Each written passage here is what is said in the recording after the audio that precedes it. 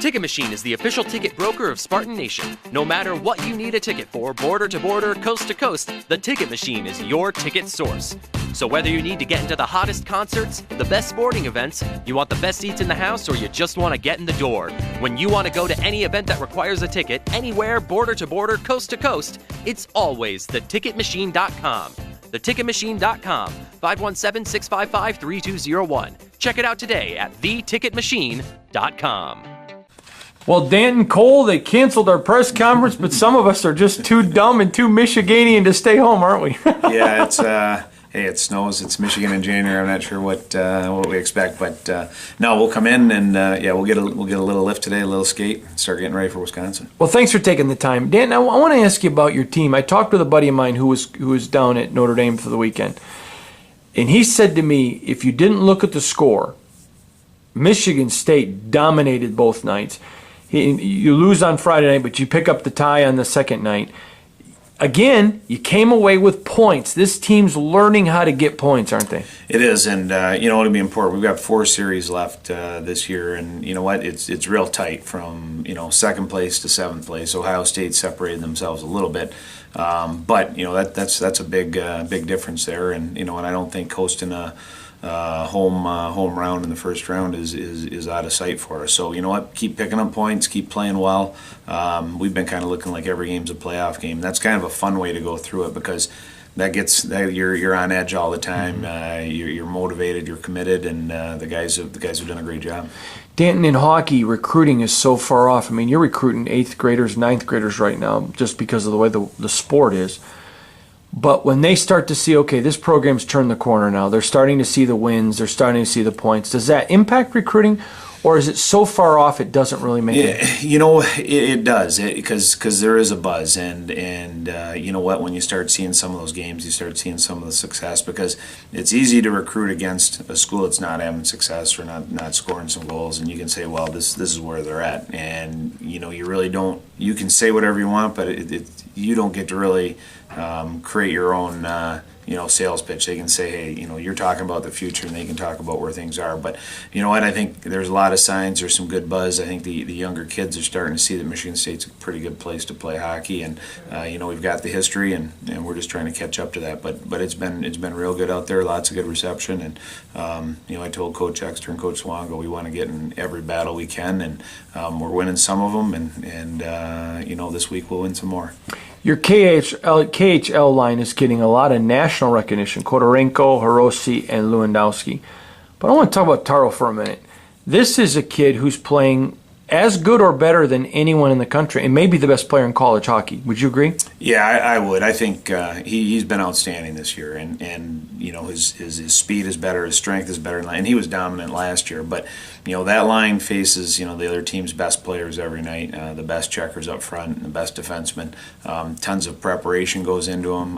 They probably spend as much time talking about that line as they do all the other parts of Michigan State hockey combined. So he's putting up, he's lapping the field point-wise with a lot of attention being paid to him by the other teams. And for me, I think the Hobie Bakers, that's our Heisman, and where Taro's at right now, I think the battle for that right now is for second. If you ask me, I think he's the best player in the nation.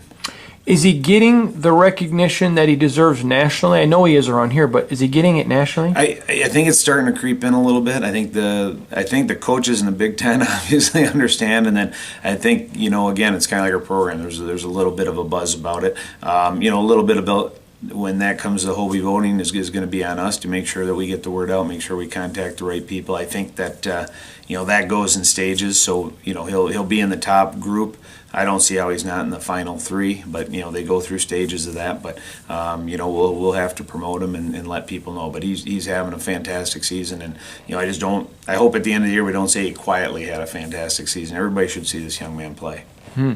Talk about your goaltending after the weekend. Where does it sit right now?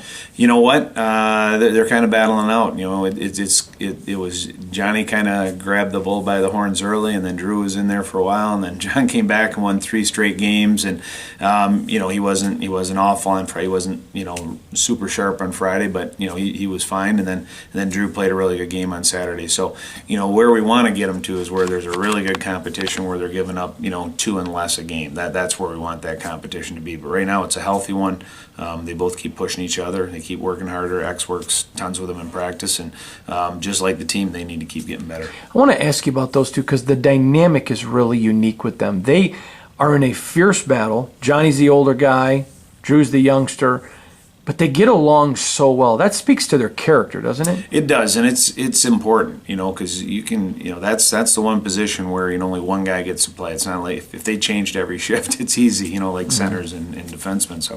So it's important that they get along, and especially with the age difference. I mean, John has to have the short-term view of trying to win the job now and play really well and take ice time away from him, and also the mentor position where he's got to kind of show him the ropes and how to work through it, and that's good times and bad times and sticking together. So they've done a great job, and Drew didn't play those 3 games and he just kept working. That's his best attribute is his competitiveness, and he worked right through to the games on Friday, and then he was on John's side the whole way. So it's been really good and refreshing to see.